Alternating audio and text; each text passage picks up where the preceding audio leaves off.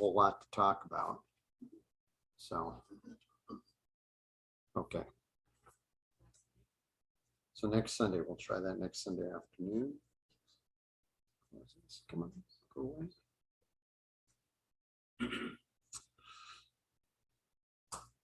Oops. Up there, sorry. And I've got this dimmed down up here so that so my battery doesn't go low.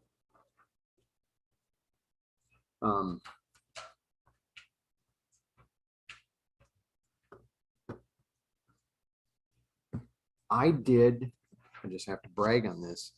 I did man work yesterday. I was telling Ben this earlier. We had all this wood from both the pine trees, and Josh Butler took this stuff and used it on their fire pit. But Peg said, we need to get rid of that stuff that's been piled up by the fence. And I have an axe my dad gave me years ago. And I was using that on Friday night, and I did a couple of them. And I was like, man, that's not going to work. I need a wedge. Well, Dwight didn't have a wedge, but he had the end of a maul. So that worked really well. So I borrowed that, and then this maul, which was really good because I had to go to the hardware store and buy a new axe because I broke the axe handle. That's how tough I was. No, it's just that's how old I think that thing is. Anyway, but we have wood. Now, having said that, just to let you know, if you would have watched me swinging, there's nothing manly about what I was doing. I've never split wood in my life a day well, that's not true. I think we went camping once and somebody gave us like 4 pieces of dried wood like this, but it had to be splintered to get the fire started. That's about the extent of my splitting, is like 3 or 4 little pieces. But there's nothing manly about it. But we have wood for the fire, for the bonfire. So, but we're going to need goodies and stuff to eat there. So hopefully that wood will be some of that wood was heavy because when the sprinklers were on and whenever they would kick around, they'd swing back and they'd hit the front end of some of those logs. And so some of those logs were still pretty wet anyway.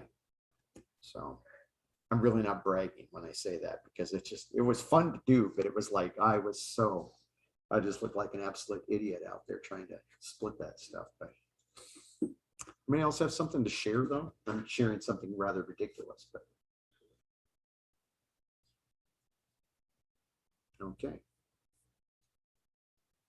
There it is.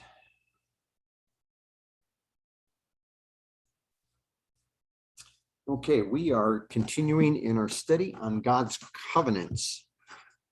And we're looking at God's covenants, and specifically our goal is to get to his covenant with us. That's a key part of it.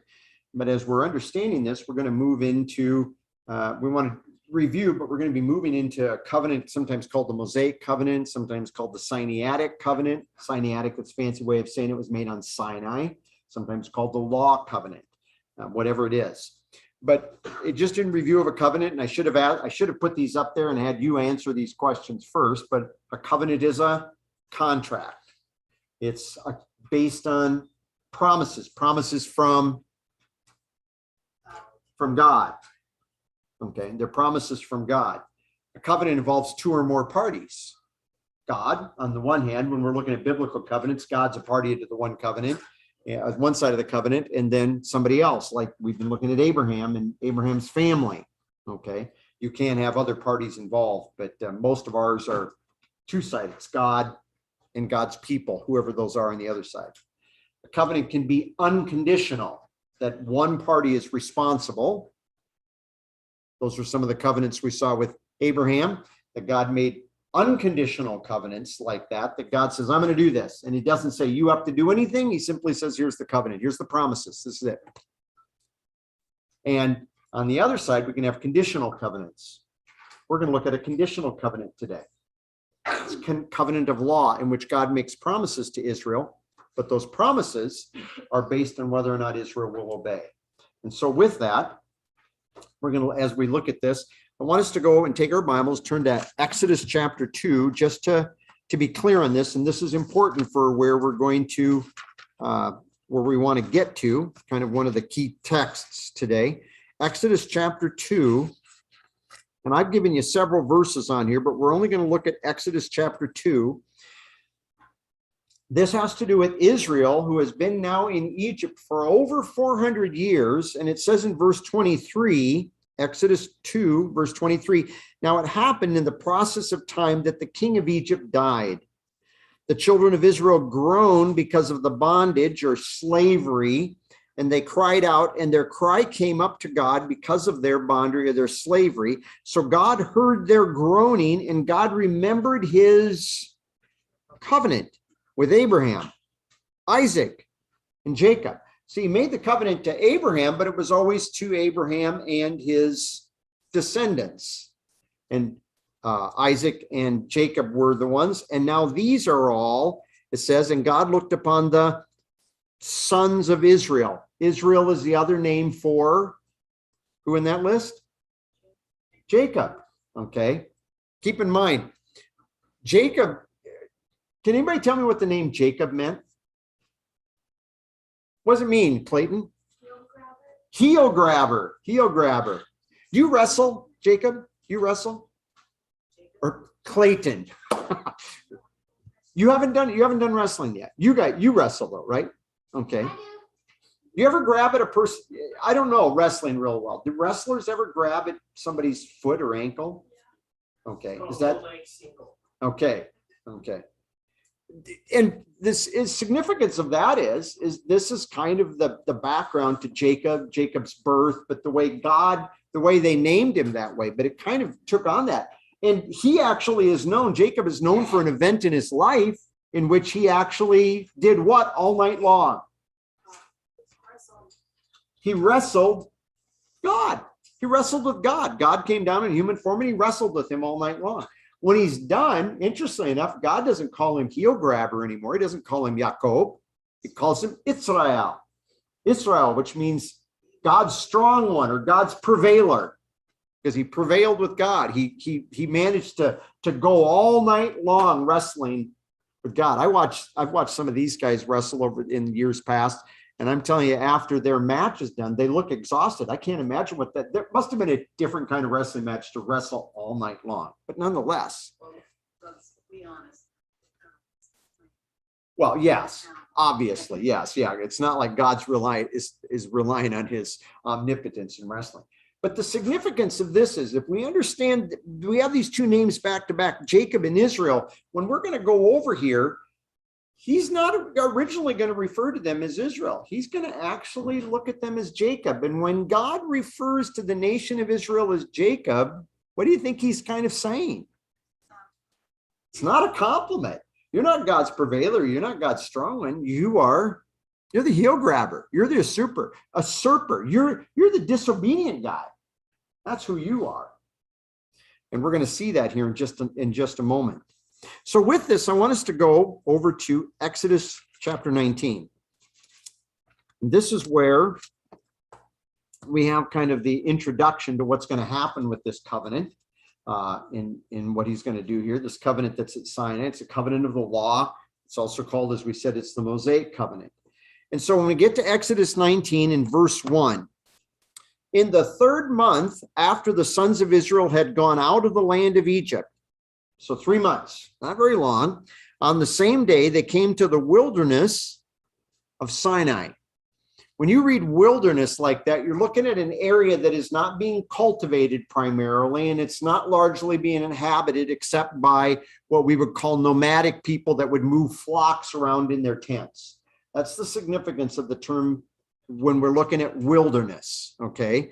So they're coming into an area where there's not a lot of inhabitants, okay? There might have been some, like I said, some nomadic people, some shepherds and such in there. For they had departed from Rephidim, and they came to the wilderness of Sinai and camped in the wilderness, and so Israel camped there before the mountain. And, you know, when I grew up in Sunday school, and occasionally you would see somebody that would paint a picture for a Sunday school paper of Israel, you'd see this camp, and in the middle of the camp, you got like this one mountain sticking up.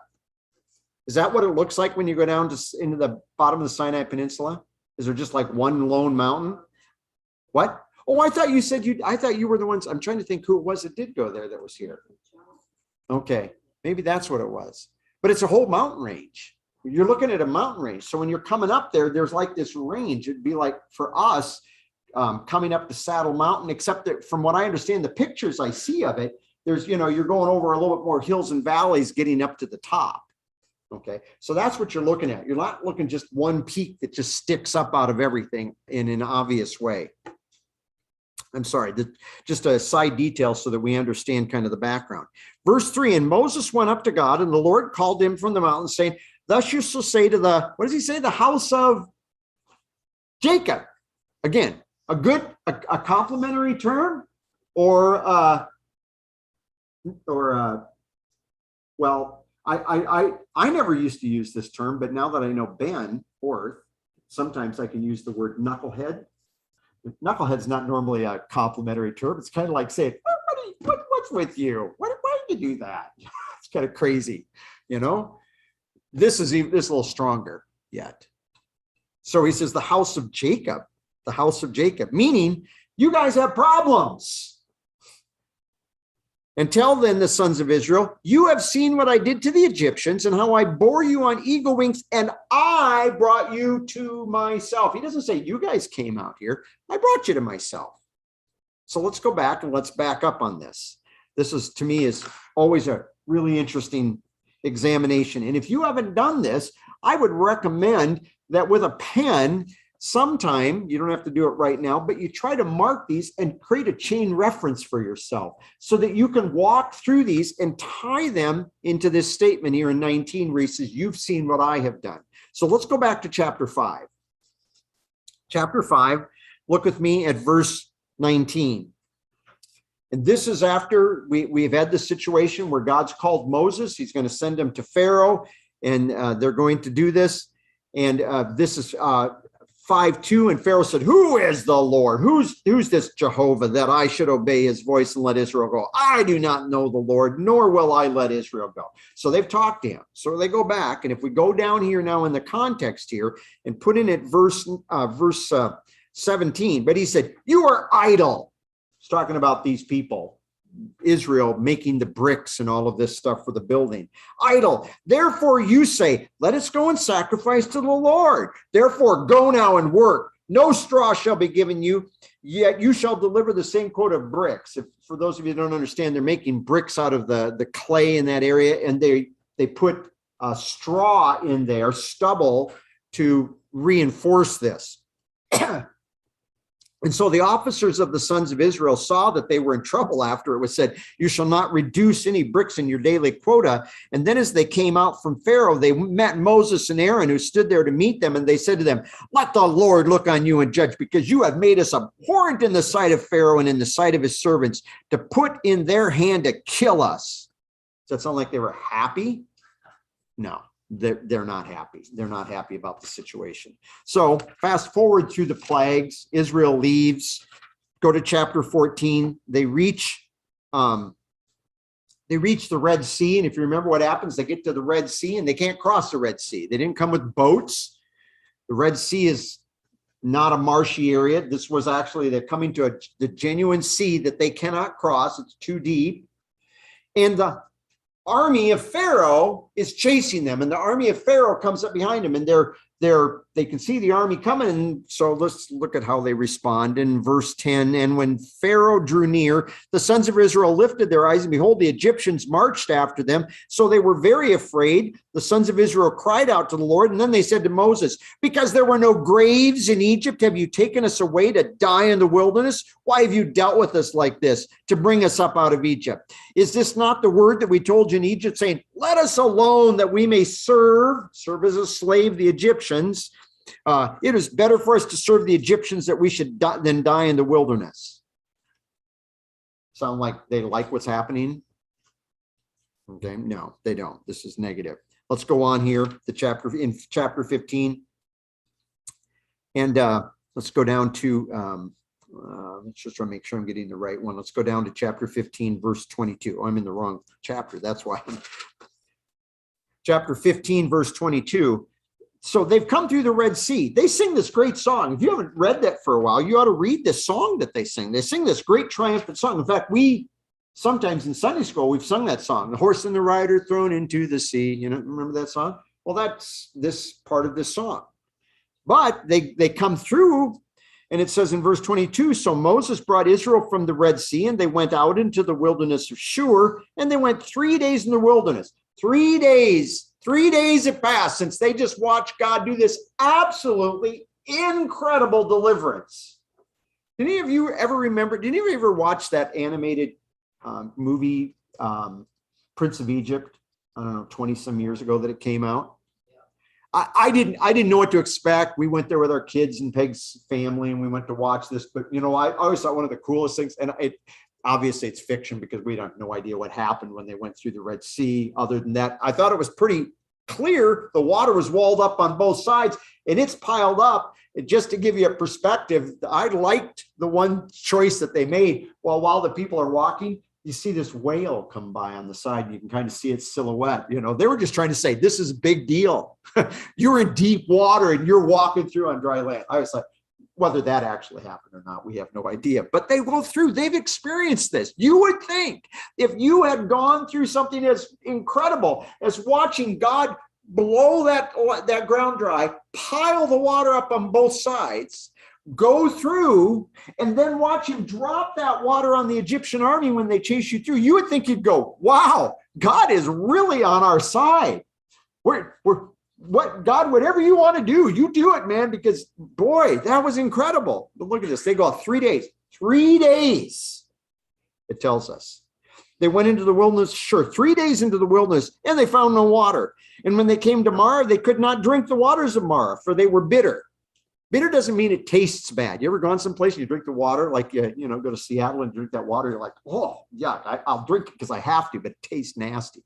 That's not what bitter meant. It's no good for you. It's like poison water. It's water. You're going to drink it and you're going to get a bellyache. You're going to get sick, and you might even get sick enough you might die. Okay, just to put this in perspective. Therefore, the name of it was called Marah. And the people complained against Moses, saying, what shall we drink? So 3 days out there, they don't go, hey, what could God do? God did that thing where he split the water here. Maybe he can provide water now. No. What did you do? There's no water for us. I can still hear one of my professors in the seminary going over this. He used to use. Do you remember what word he used to use, Josh? Bellyachers. I'd never heard that word bellyachers before until I listened to him say that. But this is what they're doing, and they're complaining. Look down in chapter 16. And so God provides water, by the way. And I was, when as a kid, when they come up there and he gives Moses what he's supposed to do, and he makes the water sweet so that they can drink. Remember, we've got probably about 1.7 million people here. So we're not talking about a little pond of water. We're talking about that there has to be a significant body of water that 1.7 million people, as well as their livestock, have access to that water. That's a lot of water, just to try to put this all in perspective. Verse 16, or chapter 16, verse 1, and they journeyed from Elim, and all the congregation of the children of Israel came to the wilderness of Sin, which is between Elim and Sinai, on the 15th day of the second month after they departed from the land of Egypt. And then the whole congregation of the children of Israel complained against Moses and Aaron in the wilderness. And the children of Israel said, oh, that we had died by the hand of the Lord in the land of Egypt, when we sat by the pots of meat and we ate bread to the full. For you have brought us out into the wilderness to kill this whole assembly. Wine. We've run out of food, and all would have been better to die in Egypt. Always makes me think of the Keith Green song. So you want to go back to Egypt? I don't know if any of you ever go home and look that up. It's a kind of an interesting song that we heard way back when I was in college. But they're complaining. We want to go back to Egypt. We sat by the pots of meat. And they're whining and complaining. And so what does he do? Well, he's going to say, you're going to wait every morning. You're going to go out, and God's going to send manna, and it's going to come down. And but don't keep any. You only take what you can eat for the day. When it's done, you don't keep it. Verse 19 of the same chapter. Now Moses let not one leave any of it till the morning. Notwithstanding, they didn't listen to Moses. And some of them left part of it until morning, and it bred worms and stank. That's obviously supernatural. Nothing breeds worms that fast and gets rotten that fast. But this did, because this was a supernatural thing of punishment, because they could keep it for the Sabbath day. God supernaturally allowed the stuff to stay good one day a week. That's supernatural. That's not a natural phenomenon. Okay, I hope we understand. And Moses is angry with him. And so they gathered it every morning, every man according to his need. And when the sun became hot, it melted away and there was nothing left. Turn to chapter 17. Look with us down in verse 1. And the congregation of the children of Israel set out on their journey from the wilderness of Sin, according to the commandment of the Lord, encamped in Rephidim, and there was no water for the people to drink. Therefore, the people contended with Moses, give us water that we may drink. So they're complaining again, contending. And again, God's going to provide. It goes on. So Moses said to them, why do you contend with me? Why do you tempt or put the Lord to the test? And the people thirsted there for water, and the people complained against Moses and said, why is it that you have brought us out of Egypt to kill us and our children and our livestock with thirst? And so God's going to provide water. So just put this in perspective. The reason we went through those is because when he tells us in chapter 19 in verse 3, say to the house of Jacob, he's saying to you people that are stinkers, to you people that are schemers, to you people that are always trying to make it work, and when it doesn't, what did they do? They whined and complained. They grumbled. They never said, oh, hey, God, how can you take care of this? Because you're a great God. We saw what you did to the Egyptians. We saw what all those plagues that you took us through and did that to the Egyptians and brought us out here. Boy, what kind of a God are you? Doesn't do that. So with that in mind, verse 3, chapter 19 of Exodus, Moses went up to the God. The Lord called to him from the mountain, saying, thus you shall say to the house of Jacob and tell the sons of Israel, you have seen what I did to the Egyptians, how I bore you on eagle wings. In other words, I carried you. You could not fly.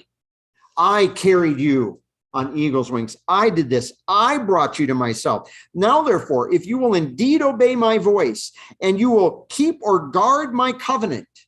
Now, the thing we started with today was looking at the covenant that was made with Abraham, Isaac, and Jacob.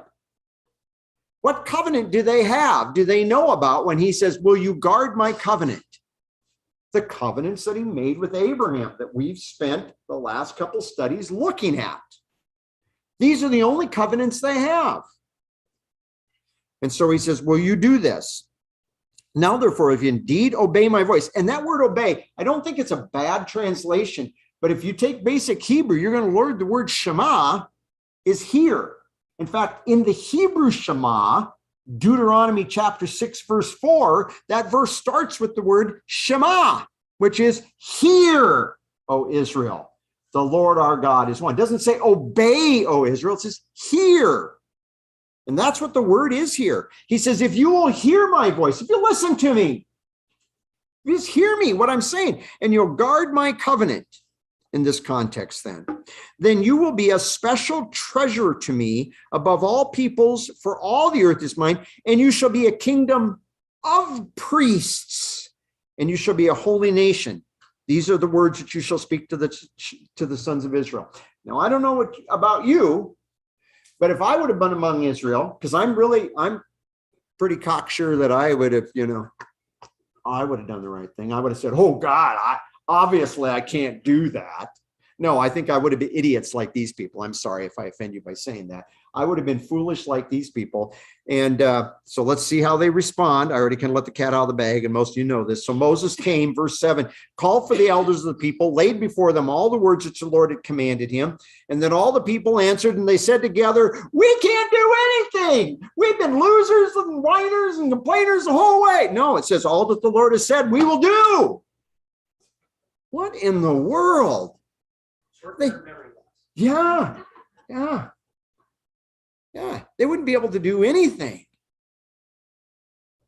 So yesterday I'm out there splitting that wood, and I've got that axe. And man, you watch it.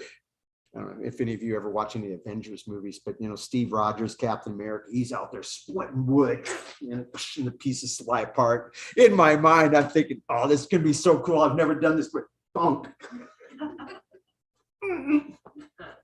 Thunk. So then you get the big maul from Dwight, and then you're like, You think, well, I'm going to swing it like this, and I do that, and I miss, and it comes down here, and I'm going, that I would have broke my leg if I would have hit that with the force that thing came down. So then I'm up there kind of going, dunk, dunk, dunk. Seriously. If you ask me, hey, Tim, split wood, I would go, well, I can try to help you, but I'm not. But you know what?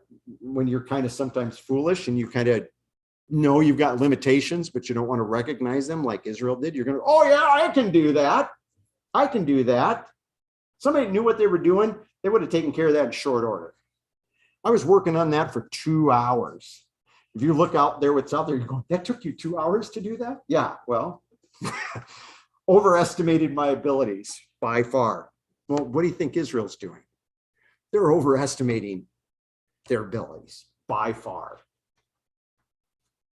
So Moses brought back the words of the people to the Lord, and the Lord said to Moses, behold, I come to you in the thick cloud, that the people may hear when I speak with you and believe in you forever. So Moses told the words of the people to the Lord, and the Lord said to Moses, to the people, set them apart today and tomorrow, and let them wash their clothes, and let them be ready for the third day. For on the third day, the Lord will come down upon Mount Sinai in the sight of the people, and you shall set boundaries, or like a fence, something that they clearly, these people could see how far they could go, the people all around, saying, take heed to yourselves that you do not go up to the mountain or touch its base. Whoever touches the mountain shall be put to death.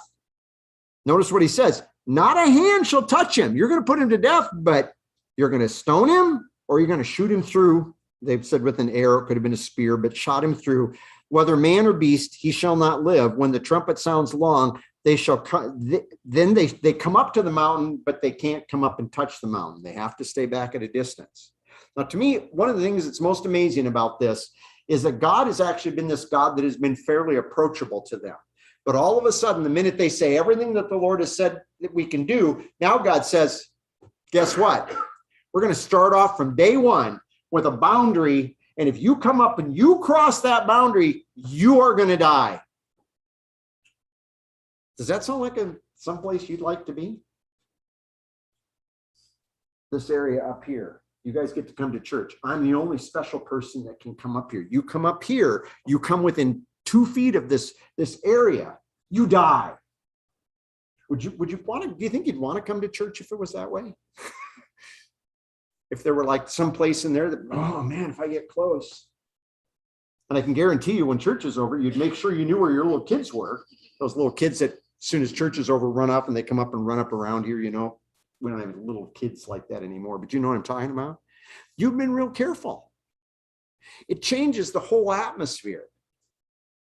And what we have then as a result of this, when they respond that they can do, I want us to look at a couple statements that he actually is going to say. And he's not going to say them right here at this moment in time, but he's going to say this to the next generation. Turn over to Deuteronomy. This is when he repeats the law to the next generation because their mom and dads did not obey. So turn with me to Deuteronomy chapter 5. And again, if you keep notes in your Bible, I would attach this verse to that statement over there in chapter 19, verse 8, that all you said we will do. Notice what it says in verse 28.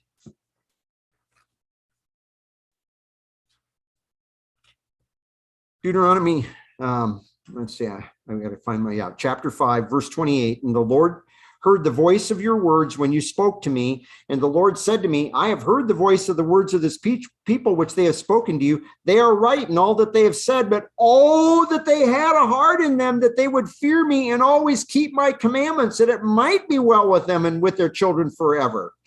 In other words, oh, that they were like that. But what's he saying? They're not. I mean, if you say, oh, that they really cared, what are you implying? They don't care. Oh, that they had a heart to obey. You're implying they don't have a heart to obey. Turn over to chapter 32 here in Deuteronomy. Deuteronomy 32.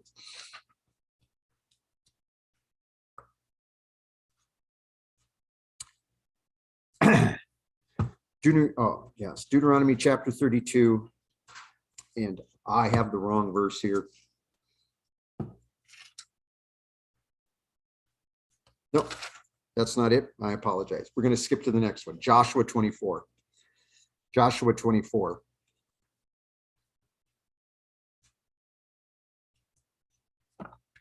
Joshua chapter 24. Now, when we come to Joshua chapter 24, and we're going to go towards the end of the chapter, we are reaching the point here in Joshua where Joshua is about to die. He's getting old. He's brought the children of the sons of Israel in the land. They've conquered the land. And in all of this, and he makes this statement that most of us are familiar with, and people put them on plaques on their walls and things like this. But go to verse 14, Joshua 24:14. Now, therefore, fear the Lord, serve him in sincerity and truth, and put away the gods which your fathers served on the other side of the river and in Egypt. Serve the Lord. And if it seems good, or if it seems evil to you to serve the Lord, well, choose for yourselves this day whom you will serve, whether the gods which your fathers served, which are on the other side of the river, or the gods of the Amorites in whose land you dwell. But as for me and my house, we will serve the Lord. So he's saying, you make a choice. Are you going to serve those gods? Or are you going to serve ours? He said, we're going to do this. So the people answered, oh, far be it from us that we should forsake the Lord to serve other gods. For the Lord our God is he who brought us and our fathers up out of the land of Egypt, from the house of slavery, who did these great signs before us, and has preserved us alive in all the way that we went and among all the people through whom we passed. And the Lord drove out from before all the people, including the Amorites who dwelt in the land. We also will serve the Lord, for he is our God. And Joshua said, you cannot serve. They just get done, and you think Joshua goes, good, great answer, guys. But look at this guy.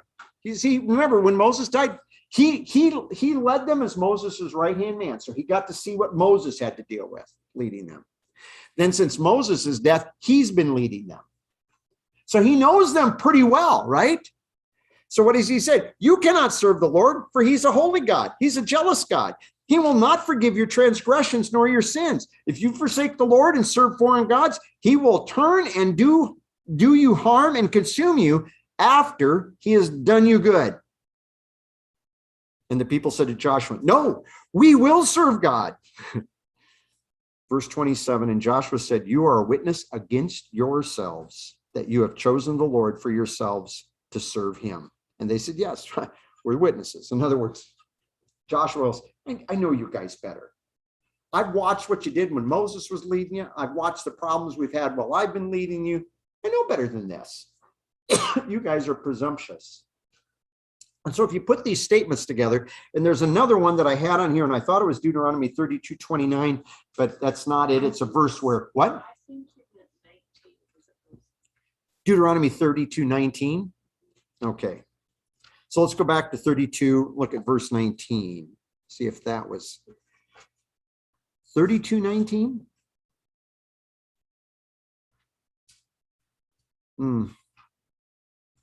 Says their first generation sons who are in no faithfulness, I will hide my. Oh, okay. There it is. Verse 20 then. Yeah, he said, I will hide my face from them. I will see what their end will be, for they are a perverse generation, children in whom is no faith.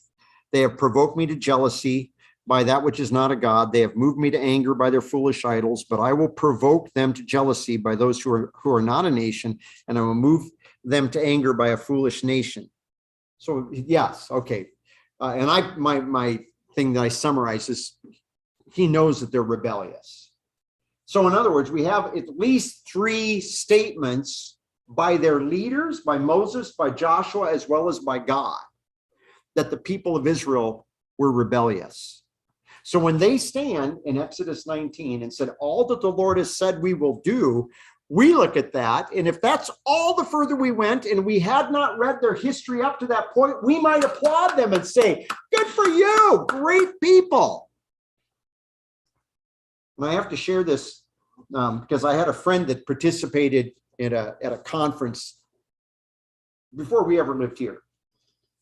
And I remember he said they were at that conference, and the speaker that was up at the speaking at this conference, it was a big church conference, hundreds of people in this big convention center. And the leader of this group, and we're not talking about some crazy offshoot group. We're talking about some good Bible teaching Christians generally. But the man's up there, and he goes away from his text, and he starts teaching on getting things done, this organization, this group getting some things done. And kind of foolishly with his mouth, because I know what that's like. I never, ever say anything that I don't actually mean to say, do I? Yeah, sometimes you guys have to go, wait, that's not what you meant. But this man up in front of these people, he says, we really need to get God, we need to be following God's lead in this. We need to make sure that we're doing what God wants. And if God doesn't take us out there to do this, then we need to get out there and do it ourselves. And who's with me? And this friend that happened to be at the conference was like, what? If God's not doing it, we need to get out there and do it ourselves? And he says almost everybody in that auditorium all cheered, like, or he goes, because he said, who's with me? And everybody's like, ah. And he was like, what am I hearing? If God's not with us, we go ahead and do it anyway. By the way, Paul tells us over in Romans 15, and Paul tells us over in 1 Corinthians 10, that we're supposed to learn things from Israel. And one of those is some of the things not to do. And maybe one of the things not to do is to be so presumptuous that we're going to say, God, I don't know that you're doing this, but I'm going to go ahead and do this anyway, because it sounds like a good thing to me. We ought to make sure when we do something that it's actually what God has promised us in his word and what he really wants us to be doing. So with this, then, he ends up giving them the law. And we're not going to go through the law. We're not going to go through all this stipulation. We know if we go back over to Exodus chapter, turn to Exodus chapter 20. What do we have in Exodus 20? If you're not there, 10 commandments, which are kind of a synopsis of this. And I couldn't fall asleep right away last night. And in my brain said, even though the clock said it was only 4:30, my brain says it's 5:30. It's time to start waking up, which is kind of when I've been tending to wake up lately. And so I'm trying to not wake Peg up. So I get my iPad down and I finished reading this. I was reading this last night, and I read through about 5 or 6 chapters here in this section of Exodus where he gives the law. If you haven't done this for a while, you ought to read it, because I was telling Peg, it's like, don't do this and don't do that and don't do this. And if you do this, you better do it like this. And it's all these stipulations that you and I could be really thankful that this is not the way God directs our lives. But he gives the law, the 10 commandments, and I'm not here primarily to teach on this, but I want you to turn over to chapter 24 now. Deuteronomy chapter 24. Deuteronomy chapter 24, and go to verse 4. And it says, and Moses wrote all the words of the Lord, and he rose early in the morning. He built an altar. 24:4? What? Exodus? Oh, Exodus 24. I'm sorry. Exodus 24:4.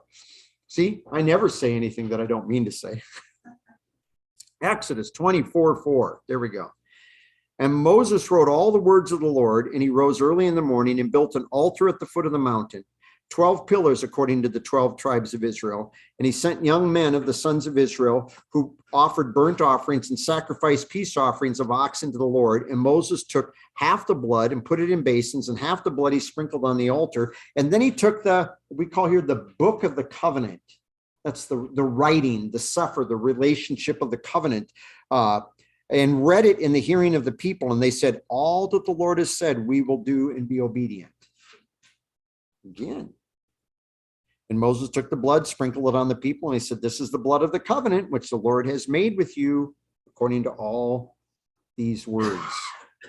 Now, this covenant that we know as the covenant of law, he tells us right here, it was this book of the covenant. That's the covenant that he's making here. This is what we call the covenant of the law, the Mosaic covenant, Sinaitic covenant, because it's made here. But it's a covenant of the law. It's all these words. It's the 10 commandments.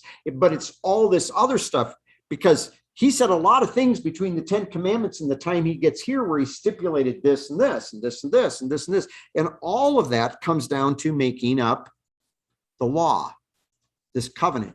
The 10 commandments is kind of, shall we say, it's almost like a table of contents on the remainder of the law that he is imposing on these people, and that they were supposed to know all of this. Now, the last thing, there was one last thing here that I really wanted to try to put in here, and I'm trying to find my statement. I should have underlined this one. There it is, Deuteronomy 31. Turn to Deuteronomy 31. I gave you more information than I intended to cover here, just to kind of fill in some details, but Deuteronomy chapter 31.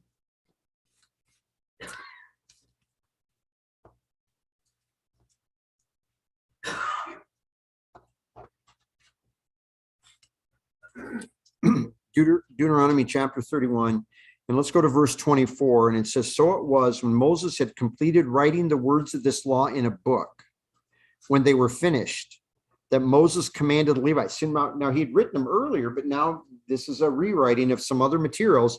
Moses commanded the Levites. They didn't have Levites back there in chapter 24 because they hadn't actually fully set up the priesthood yet. And he bore the ark of the covenant of the Lord. Okay, I don't have a problem if you want to use the word ark. Does anybody here actually know what the word ark meant? Box. Oh, good. Oh, I'm glad. It's a box. That's all it means. In fact, when God told Noah to build an ark, we always say boat, but it was functionally, but it was a box. So he said the ark of the covenant. So there was a box that related to the covenant here of the Lord. Take the book of the law and put it beside the ark of the covenant of the Lord, your God, or put it in the side of your God, that it may be there as a witness. What's the preposition that he uses there? A witness against you. Do you remember when the priest came in one time a year, one day a year, the high priest entered through a veil, pulled that veil aside, went in there, and they had that room filled with smoke. He's the only person that got to go in that room, and he got to go in there one time a year. And he took a bowl that had blood in it, and then he had a branch. So think of a branchy thing that would kind of have dangling little spindly sticks out at the end. And he took that bowl and he dipped it in there. And in the smoke, you've got the wings of the cherub that are on top of the lid of this box. And he would go there where those wings are, and he would splatter, and that blood would fall down on top of this beautiful gold. They call it mercy seat. That word mercy seat is literally kafer, place of covering. Mercy seat doesn't tell you anything. It was a place of covering. That's literally what that was. Because what was happening on top of that lid? The blood was falling, and it was covering over what was inside the box underneath it. The 10 Commandments, the law, how did he describe it back here in verse 26? It is a testimony against you. It was essentially all those laws that over the course of a year, those people knew they had violated and broke. And for them to earn the right to have God in the midst of their camp, in the midst of their land, so that knew that they had a place where they could go and have access to God. You and I don't want to deviate on this too much, but you and I don't appreciate this a whole lot. If you wake up and you have something you need to pray about, what do? No, you get in your car and you drive to the church. And you talk to me and tell me, Tim, no, you don't do that. You pray about it. That's right. But these people lived at a time where they didn't always know where to find God. They lived at a time where it's like, remember, even Jacob, their father, Jacob was like, I didn't know God was here. He goes over here. I didn't know God was here. Why? Because they always thought they had a God that was in a specific location. They didn't know where to go. God now designates this tent. What's the word we usually call it? Because it comes from Old English. Tabernacle. Do away with that word. So all the word meant was tent. The only reason we say tabernacle is because that's the word for tent that they used when they were translating early English. It's tent. That's what it is. It's a Hebrew word tent. In fact, when it's used of the sons of Israel, what they lived in, never calls them tabernacles, it calls them tents. But when it's God's, we've held on to that old word. So he had this tent, and eventually the temple. And in the back of that was that room that was 15 by 15 by 15. And that ark, that box was in there. And inside that box were these tablets of testimony that were a testimony against Israel, because they said everything that the Lord has said we can do. We will do. And say we can't. Say we will do, which is a presumption that they can't, right? And they broke those. And he would come in and they would sprinkle that blood, that covering over that ark. Because who dwelt among the sons of Israel above that ark, above that lid? God. God the Son came down and manifested himself above there. Just think, you and I don't have to worry about that. We don't have to go and find a place. Because every moment of every day we can say, I sit at the Father's right hand. I'm in the beloved, like that song we sang today. And in the beloved accepted or graced am I. And we have that privilege of turning and talking to God there. Now, because this also, I'm trying to relate some of this to us. I think it's good for us to do this. And so I just want to remind, we've done this so many times, but it's always good to remember. Just go to Romans chapter 3. I want to look, when we read about the law in the Old Testament, if all we had was the Old Testament, we wouldn't know fully why God gave Israel the law. And so most people, they read that and they think, hey, well, the law would have been a righteousness for them. It does. The Old Testament tells it. It would have been a righteousness, not before God, but it would have been a righteousness. It was a means that provided them the ability to do the right thing so that they would have access to God. But when we come to the New Testament, we are going to find some statements over here that the Apostle Paul is going to tell us this is why God gave the law. This is actually why he gave it. You don't learn this under the law. You learn this in the New Testament. So, Romans chapter 3, verse 19. Now we know that what the law says, it speaks to those who are under the law. Who was under the law? Israel, the sons of Israel, those sons of Jacob there. There, that every mouth may be closed and all the world may be accountable to God. In other words, the law spoke to Israel, not just to shut the mouth of Israel, because what did the mouth of Israel say? We can do it. All that the Lord has said we will do. It shuts their mouth and they realize, but it doesn't just shut their mouth, it shuts the mouth of all the world is guilty. It shuts our mouths. If you're smart and you read the Old Testament and you read what Israel did what Israel did, you don't stand around and go, I would have been better. Those crazy Israelites, I would have done the right things. I wouldn't have grumbled over water. I wouldn't have whined at the edge of the Red Sea. I would have stood there and go, oh, we're going to stand and watch God do something amazing. No, Oh, yeah. If you read, you looked at these in your Sunday school class? Let's go back and look at them. I wasn't going to do this, but this is Romans 3, verse 10. As it is written, there's none righteous, not even one. There is not one. There is none who understands, and there is none who seeks for God. All have turned aside. Together they've become useless. There is none who does good. There is not even one. Their throat is an open grave. With their tongues they keep deceiving. The poison of asps is under their lips, whose mouth is full of cursing and bitterness. Their feet are swift to shed blood. Destruction and misery are in their ways, and the path of peace they have not known. There is no fear of God before their eyes. In fact, that was one of the things they were supposed to do. In fact, when God came down on the mountain, he scared them so much that they said, Moses, you go up to the mountain and talk with God. If he talks with us, we're going to die. And it actually says that if you keep reading there in Exodus, in chapter 20 through chapter 24, where we were today, and we just kind of blitzed through some of this, it says that when God came down on the mountain, they looked up there, the mountain just looked like it was just a massive ball of fire, a big cloud of fire and lightning and thunder. Is that someplace where you think you'd like to hang out? Usually if you get lightning, what do we all do? We head inside, unless it's like way, way off on the horizon.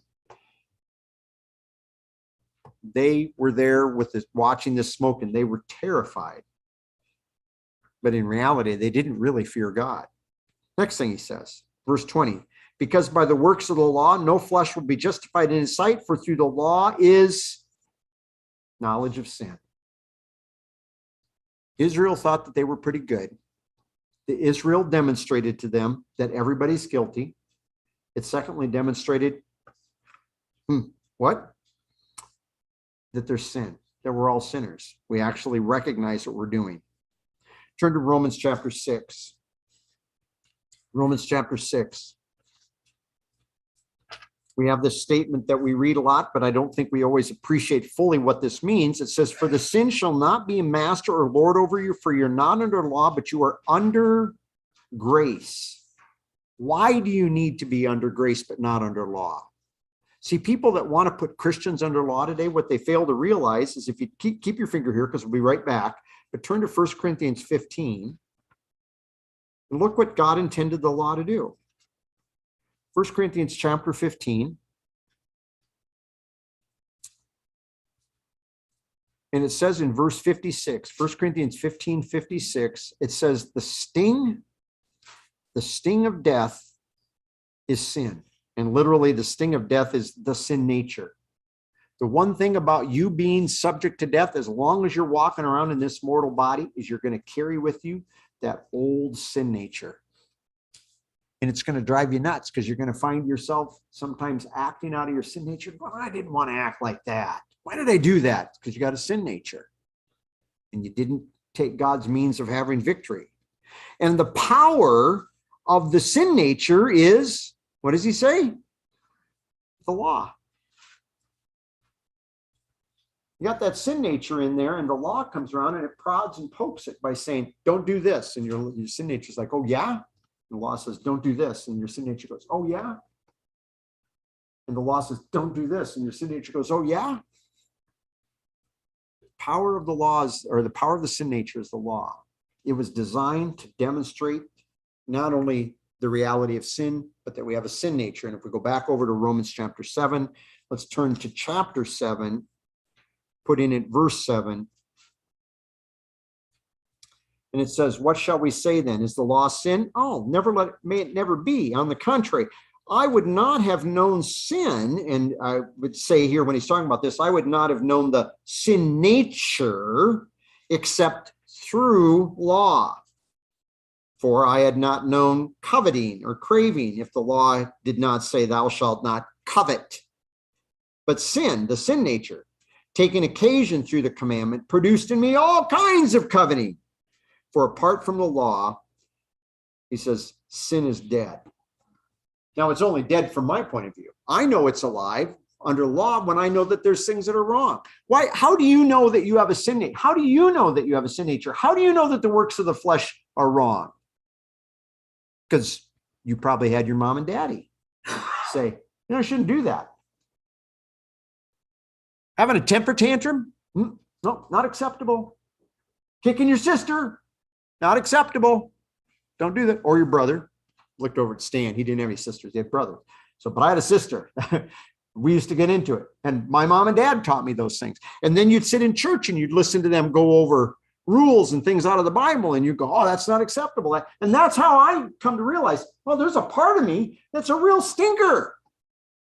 Because even though I have had my mom and dad tell me not to do those things, and I found the consequence of doing those things, it's that I have to go to the kitchen with my dad and I got to get 3 swats. So I don't want to do that again. And next time comes around, it's like, why did I do that again? I know better because I got this sin nature, see? And the law, see, is demonstrating the reality of this sin nature. Next passage that we want to look at, Galatians chapter 3. Galatians chapter 3.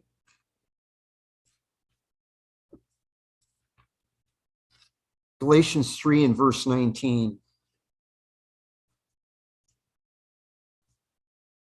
Paul asks, why then is the law? For what's the purpose of the law? Well, it was added because of transgressions. In other words, it was added, and that word there, when it says it was added because of transgressions, I'm just going to make sure I'm getting this right. That word that's translated because of transgressions is a form of our word grace. It's a form of the word charis. It's the word charin, which means it's there for the benefit of transgressions. For the benefit of transgressions? Don't you mean to stop them? No. It was there to make the transgressions increase. Why? So that people would figure out that we're sinners and have a sin nature. That's why God gave the law. That's why God gave the law. Last passage, 2 Corinthians chapter 3.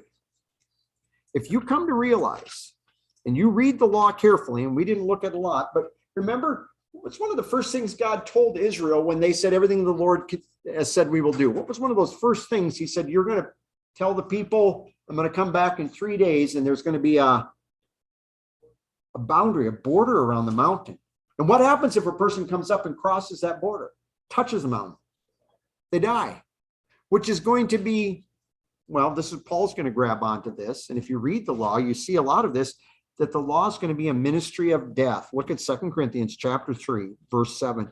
For if the ministry of death in letters cut in stone came with glory, so that the sons of Israel could not look intently at the face of Moses because of the glory of his face, fading as it was, then how shall the ministry of the Spirit, that's ministry with us, fail to be even more glorious? For verse 9, for if the ministry of condemnation, it condemned.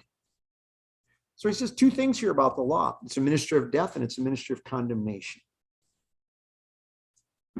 Now, our main study is here supposed to be on the covenants. We're looking at this covenant of the law, that God gave them.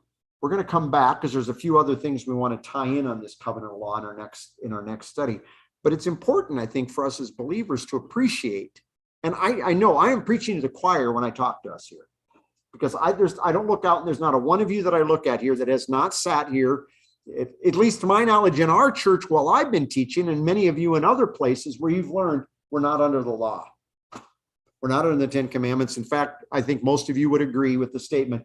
I don't even think the 10 Commandments are a good idea as a place to start.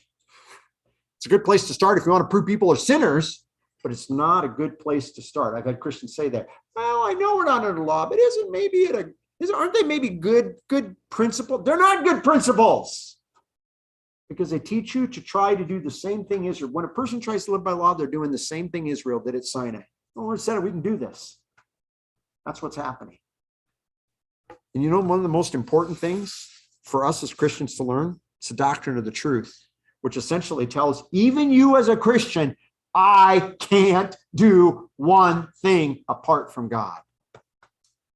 And God is not using the law to do anything in my life today. Primarily, sometimes he'll use the law to remind me, you got a sin nature, bud.